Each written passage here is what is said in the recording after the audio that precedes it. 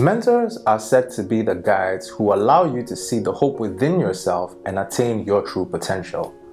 John C. Maxwell has said, one of the greatest values of mentors is the ability to see ahead what others cannot see and help them to navigate a course to their destination.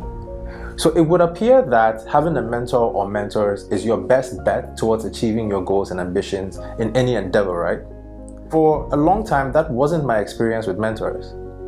Simon Sinek has said in an interview, he described millennials as impatient, overambitious, impulsive, and somewhat entitled.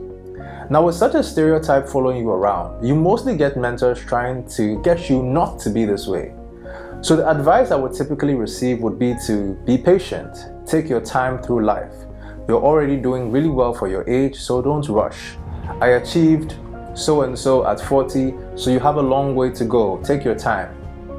A lot of mentors I encountered tended to want you to do very well, but not better than them. Now, because of this, I refrained from engaging in formal mentorship relationships and opted instead to get my advice from virtual role models or simply just reading autobiographies of those who had been successful in the areas that I was interested in. Now, that was the case for a long time, until I started working for a really unique lady who changed my entire perspective on mentoring and left me with some of the most valuable life and career lessons that I've received till date. Now, she was very accomplished, and at a young age, she was the head of the largest segment of a commercial bank, which was the retail unit. And what stood out about her was her toughness, her depth of knowledge, her grit, and self-confidence. All of those traits were things I aspired to have for myself. So when I asked her how she accomplished all that she had at such a young age, she explained that over the course of her career as a leader, she had always either been the only lady in the room or the youngest in the room, and most often she was both. So she had to figure out how to thrive despite these perceived handicaps or labels. And then she shared with me 3 valuable pillars which she lived and abided by, which propelled her to attain the level of success that she currently had. And they were mindset, skill set, and heartset. The first is mindset. Now, there are lots of popular quotes that support the mindset point. From the Bible it says, "As a man thinketh in his heart, so is he." Confucius says, "He who says he can and he who says he can't are both usually right." And Debbie Millman has also said, "If you imagine less for yourself, then less will undoubtedly be what you deserve." But what I learned from her were the differences between having a growth mindset versus having a fixed mindset. She explained to me that in order to progress, she had to train herself to identify the fixed aspects of her mindset and evolve them towards a more growth-oriented mindset. Now, a fixed mindset assumes that our character, our intelligence, our creative ability are static and we can't change them in any meaningful way. So when we have a fixed mindset, we measure our success by how our inherent intelligence stacks up against an equally fixed standard. Whereas when you have a growth mindset, you believe that we can evolve our existing abilities for growth and success. So a growth mindset thrives on constantly challenging yourself and viewing failures not as evidence of unintelligence, but as learning opportunities.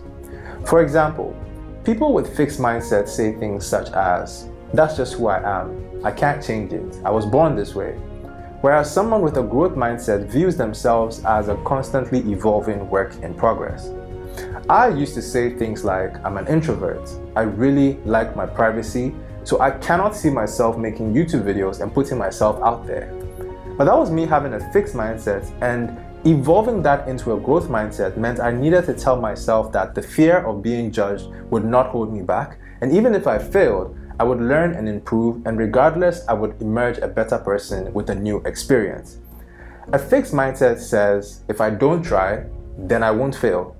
A growth mindset says, "Failures are just opportunities for growth." A person with a fixed mindset evaluates every situation as a confirmation of their intelligence, character, or personality, so they're constantly asking themselves questions such as, "Will I succeed or will I fail? Will I look smart or dumb?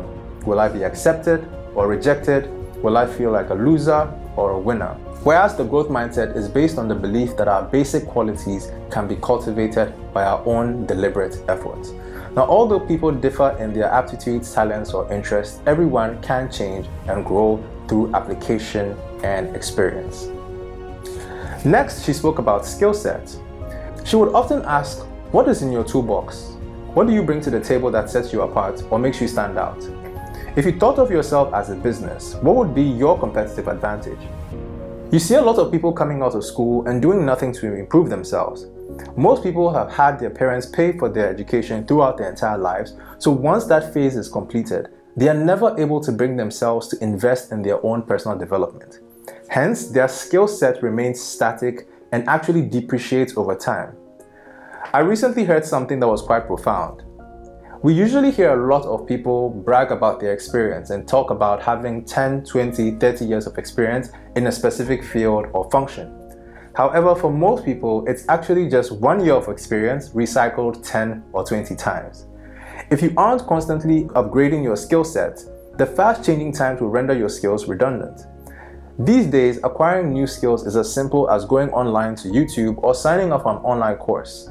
Transferable skills such as public speaking, writing, project management can all be learned very easily.